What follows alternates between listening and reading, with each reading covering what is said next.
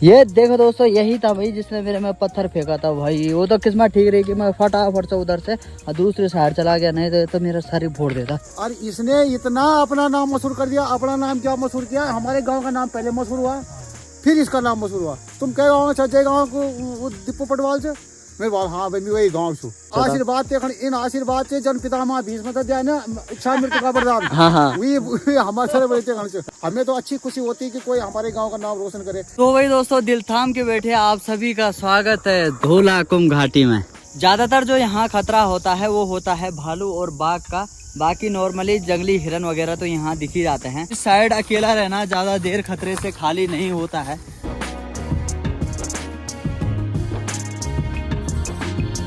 Good morning दोस्तों, सबसे पहले प्रणाम और सेवा सोली आप सभी को। तो कैसे हैं आप सब? उम्मीद है कि आप सभी बढ़िया होंगे और मैं भी एकदम मस्त हूँ। तो चलिए एक बार फिर से एक नई वीडियो की नई शुरुआत करते हैं। आइए फिर कुछ खास करते हैं। तो दोस्तों अभी सुबह के 9 बजे का टाइम हो रहा है और आज की वीडियो की जो शुरुआत हो रही है वो हो रही है माँ दीवा के धाम से। तो सुबह सुबह भगवान के नाम से दोस्तों वीडियो की शुरुआत हो जाए तो पूरा दिन सुखमय हो जाता है।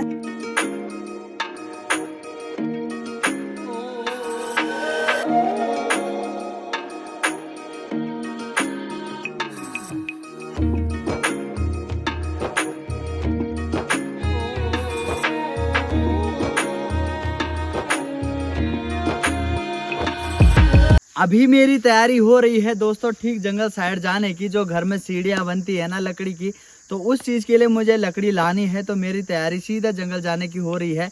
माँ लोग भी वहाँ पहले ही जा चुके हैं और उनके बाद मैं थोड़ा सा गोरख आने के लिए चला गया था अपने, और उसके बाद मुझे भी वहाँ जाना था। तो माँ लोग तो काफ़ी पहले ही वहाँ पहुँच गए होंगे। तो मैं भी रास्ता लगा हूँ, देखते हैं कब तक पहुँच पाते हैं। अभी मैं दोस्तों अफ्रीका के जंगलों से आगे होते हुए जा रहा हूँ। आप लोग सोच रहे होंगे कि इन जंगलों को अफ्रीका का जंगल क्यों बोल रहा है। तो इसकी बनावट ही कुछ दोस्तों ऐसी है। यहाँ देखो, ये पेड़ जो हैं बहुत ही सकरे और एक सामने चिपके हुए हैं। तो बहुत ही घना ये जंगल है। इनकी बनावट ही कुछ ऐसी है कि इस जंगल से पार करने में भी डर लगता है। तो इसीलिए इसका नाम यहाँ अफ्रीका का जंगल हमने रखा हुआ है। किसी टाइम पे यहाँ हमारे गांव के दोस्तों खेत हुआ करते थे और उनमें बहुत सारी खेती की जाती थी और उसके बाद बहुत सारा अनाज यहाँ उगाया जाता था।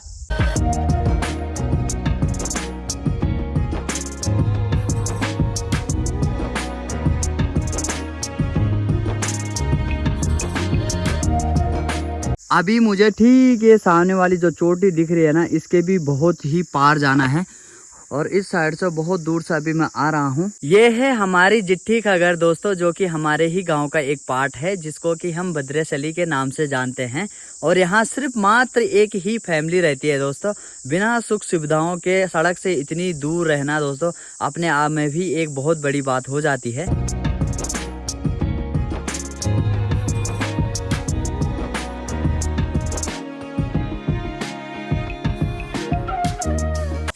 चलो भाई दोस्तों, इतनी दूर आके कम से कम किसी के दर्शन तो हुए। यहाँ पहुँचे हैं तो यहाँ ताऊ जी और भाई जी लगे पड़े हैं काम करने पे। बोले एक बात बता। हाँ। मैं कहीं गाँव जाऊँ तो बड़ी यार दीपू पटवाल को। अरे मेरे बाल में दीपू पटवाल से जोड़ नहीं हमारे गाँव में देखना जो कि गोलू बोल दी। गोलू ये मोटेदा के नाम से तो मशहूर है। मेरा बच्चा बोलती मोटेदा मोटेदा। अरे वो मोटेदा है कौन बोल? अच्छा तब मैं बात पता लगा कि मोटेदा। लेकिन मैं कहा गाँव जाऊँ तो वो दीपू पटवाल को तो अरे मेरे बाप को दीपू पटवाल। अच्छा तब मैं दीप हम जब लिखे हो जब दीप उनके क्या क्या यूट्यूबर दीपू पटवाल। तो तब मेरे को पता लगा कि ये दीपू पटवाल ही है। और इसने इतना अपना नाम मशहूर कर दिया। अपना नाम क्या मशहूर किया, हमारे गाँव का नाम पहले मशहूर हुआ, फिर इसका नाम मशहूर हुआ। तुम क्या गाँव छे गाँव को दीपू पटवाल से मेरे बात। हाँ भाई मैं वही गाँव छू। तो बेटा बहुत अच्छी वो पढ़ाई तेरी मेज बनाई से और इन बना लगी अभी बहुत बड़े जी आशीर्वाद तुम्हारे बल्ला गया आशीर्वाद इन आशीर्वाद से जन पितामह भीष्म दिया ना इच्छा मृत्यु का वरदान। वही हमारे सारे बड़े धन्यवाद।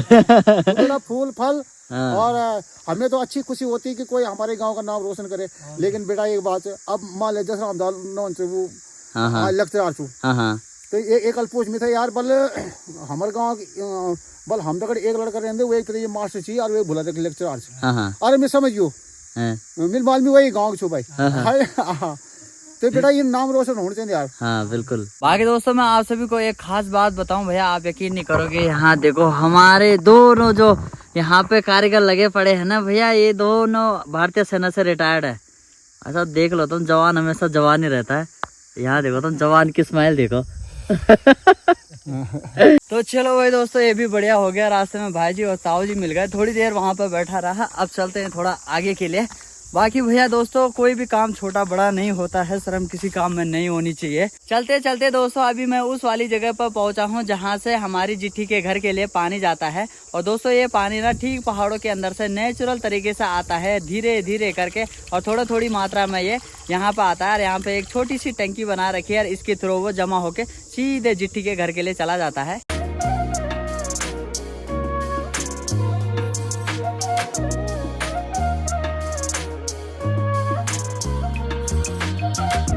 भाई दोस्तों, जब आदमी चोटियां देखता है ना तो ऐसा लगता है कि ये चोटी तो नजदीक है, इस चोटी में झट से पहुंचा जा सकता है। बट जब आदमी स्टार्ट करता है ना चलना, तो धीरे धीरे करके जब उसको बहुत सारा टाइम लग जाता है ना, तब उसको पता चलता है कि चोटियां कितनी दूर होती हैं। बाकी दोस्तों यहाँ पे देखो, यहाँ पे मिली है एक झोपड़ी। यहाँ पे ये झोपड़ी बना रखी थी किसी टाइम की। यहाँ पे इंसान भी रहता था। यहाँ पे जो ये हमारे चीड़ के पेड़ क्या है, इससे एक प्रकार का लिक्विड निकलता है जिसको कि हम लीसा बोलते हैं। तो उस लीसा का क्या होता है कि जब रोड बनती है ना, उस तारकोल के साथ उसको मिक्स किया जाता है। पहाड़ी फेविकोल भी आप उसको बोल सकते हैं। तो लिसगढ़ी आते थे ना जब, तो इसी झोपड़ी में रहते थे वो। ऐसी झोपड़ियां जंगल में जगह जगह पे देखने को मिल जाती है। जहाँ जहाँ लिसगढ़े पहुंचे होंगे ना, वहाँ पर ये झोपड़ियां बनी हुई ऐसी मिल जाती हैं।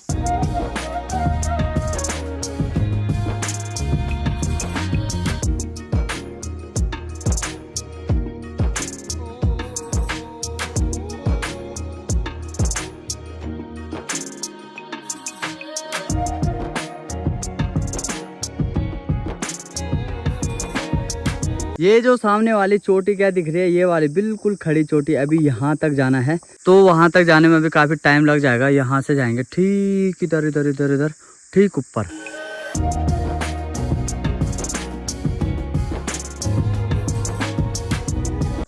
यहाँ इतना बड़ा बड़ा घास हो रखा है ना कि रास्ते का कुछ भी अता पता नहीं चल पा रहा है। और हमारे माता लोग जो हैं वो भैया इस रास्ते से होके वो उतने बड़े बड़े फंचे घास के ले आते हैं। क्या बात है यार।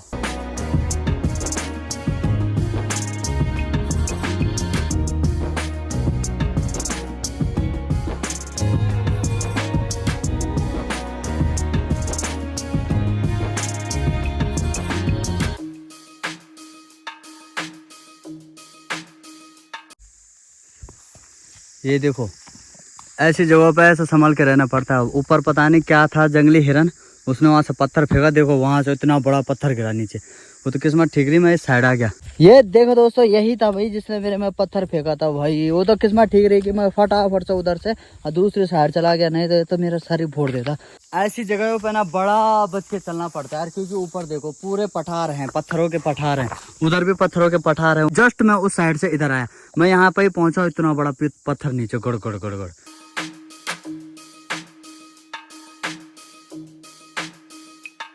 चलो भाई दोस्तों, फाइनली 2 घंटे का सफर तय करने के बाद मैं पहुंच ही चुका हूं जहां पर माँ लोग आए हुए हैं। वहां देखो ऊपर, यहाँ इतने ऊपर घास वगैरह काट रही है भाई, इतने ऊपर। यहाँ देखो तुम भाई दोस्तों, यहाँ माँ अकेली नहीं है, इतनी दूर भैया अकेला कोई भी नहीं आ सकता है।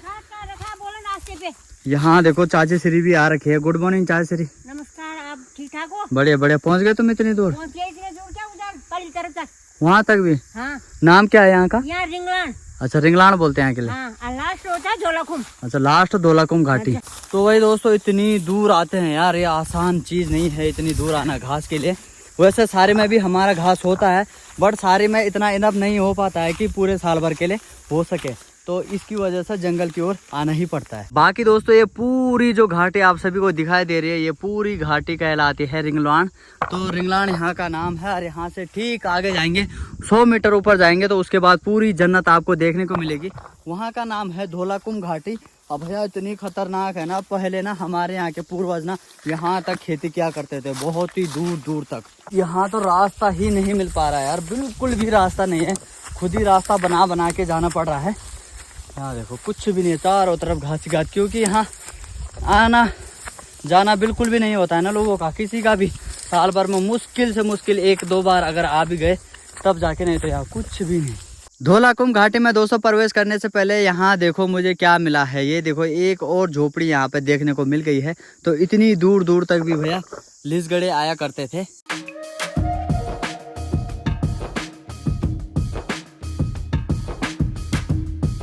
तो चलिए भाई दोस्तों, दिल थाम के बैठिए, मैं पहुंच चुका हूं धौलाकुंभ घाटी में। आप सभी को धौलाकुंभ घाटी दिखाता हूं, तो दिल थाम के बैठिए। तो आप सभी का स्वागत है दोस्तों पूरी इस धौलाकुंभ घाटी में।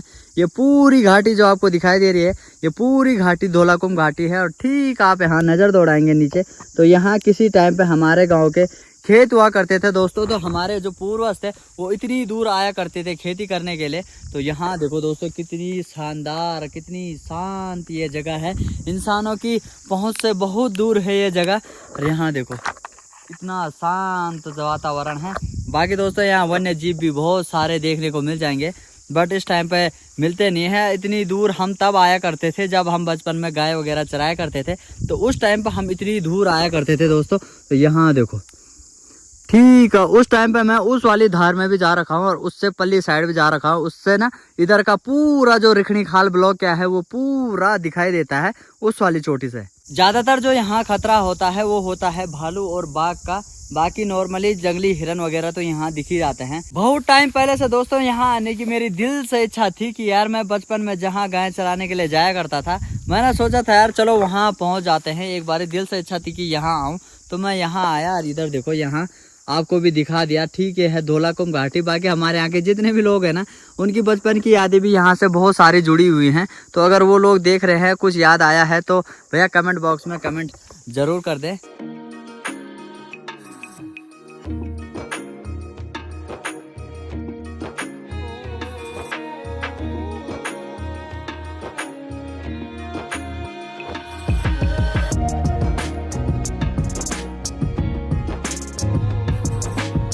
तो इस साइड अकेला रहना ज़्यादा देर खतरे से खाली नहीं होता है। तो यहाँ ज़्यादा देर नहीं रहेंगे, फटाफट से यहाँ टर्न मार के देखा और चलते हैं सीधा जहाँ माँ लोग हैं।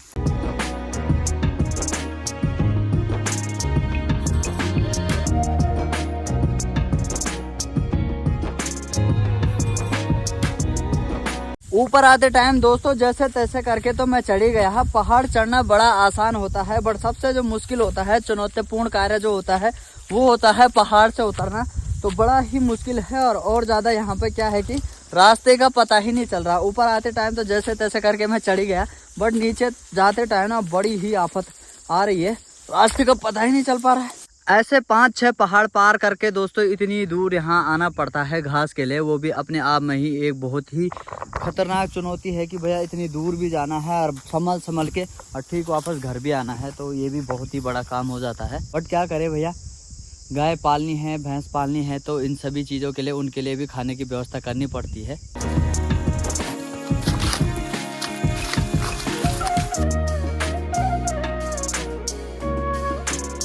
इधर माँ और चाची ने दोनों ने घास काट के ऐसे सुखाने के लिए रख दिया है और कुछ इधर भी रखा हुआ है। तो ये घास ऐसे में बड़ी जल्दी सूख जाता है। तो जब ये सूख जाएगा तो उसके बाद ये कल फिर आएंगे और उसको वापस ले जाएंगे। चाची को देखो वो नीचे सारे देखो यहाँ से।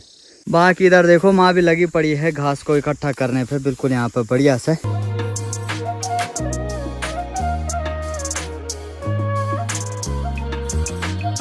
चलो भाई हो गया है फंचा करने में तैयार। चलते हैं, पीछे से माँ और चाची भी आ रही है दोनों। तो चलते हैं, देखते हैं कितनी देर में घर पहुँच पाते हैं। काफ़ी दूर है बट आराम आराम से चली जाएंगे। रास्ता ख़राब है ना थोड़ा सा, रास्ता सही रहता तो उसमें कोई दिक्कत नहीं थी, फिर आदमी फटाफट पहुँच जाता है घर।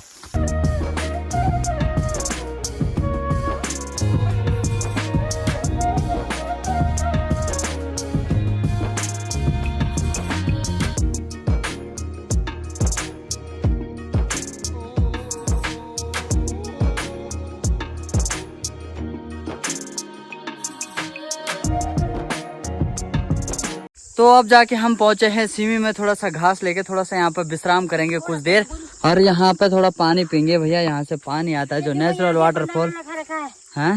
ये 15 लगा रखा है। हाँ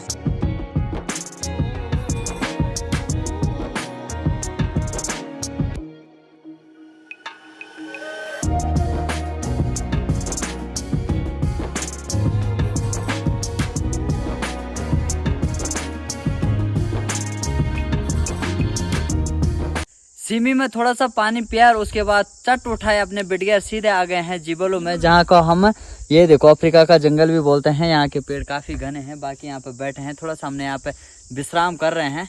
बाकी इधर देखो भैया, यहाँ पे माल्टे वगैरह भी ला रखे हैं। तो ये कुछ माल्टे हैं और इसमें रखी हुई है चटनी। ये है 4 माल्टे। ये 4 माल्टे आपके वाले हैं या हमारे पेड़ के हैं? ये हमारे भी है, तुम्हारे भी है। अच्छा, मिक्स वैरायटी है। हाँ।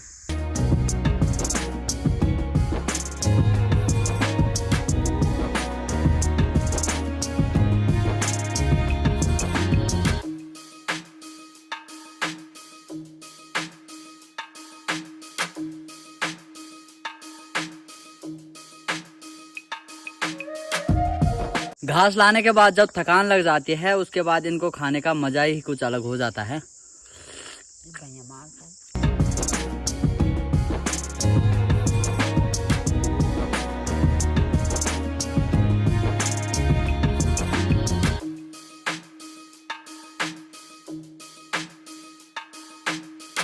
ये सबसे बढ़िया हो गया कि जो ये वाला घास क्या है, जिसको हम धोला कुंभ से लाया है, उसको ना घर नहीं ले जाना पड़ेगा।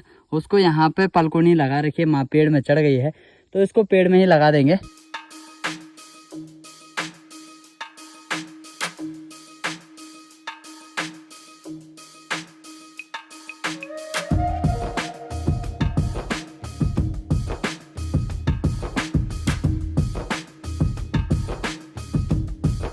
अरे भाई साहब, खूब हो आप? ठीक ठाक हो ना? तो घाम ताप रहे हो हैं? चलो तब घाम तापो तब हो। ठीक है, ठीक है।